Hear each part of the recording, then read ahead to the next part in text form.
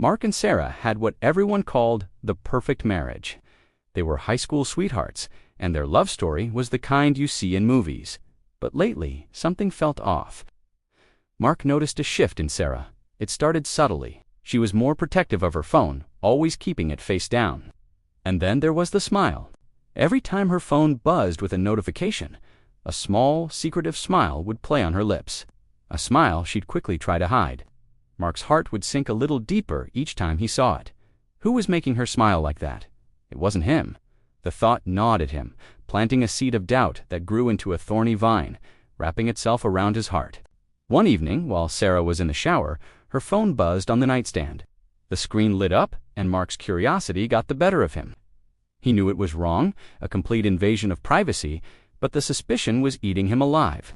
He picked it up. The message was from a name he didn't recognize. Alex, the preview read, "Can't stop thinking about our conversation today." Mark's world tilted. His hands trembled as he put the phone down, the screen going dark, but the words were burned into his mind. Alex. Who was Alex? Was this the person behind her secret smiles? The next few days were torture. Mark watched Sarah, seeing everything through a new lens of suspicion. Every laugh seemed forced. Every touch felt distant. He decided he couldn't live like this. He had to know the truth, no matter how painful. That weekend, he confronted her. He sat her down, his voice shaking as he asked, "Sarah, who is Alex?" The color drained from her face. Her silence was deafening, confirming his worst fears. Or so he thought.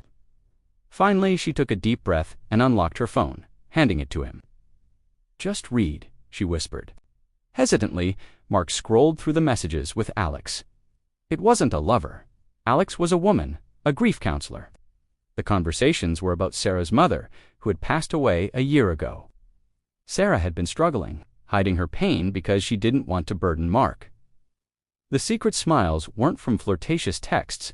They were moments of comfort, a feeling understood in her grief. Relief washed over Mark, immediately followed by a wave of shame. He had been so wrong. He pulled her into a tight hug, apologizing over and over. "Why didn't you tell me?" he asked. "I wanted to be strong for you," she cried. "I didn't want you to see me fall apart in that moment." They both realized that true strength in a marriage isn't about hiding your struggles, but facing them together.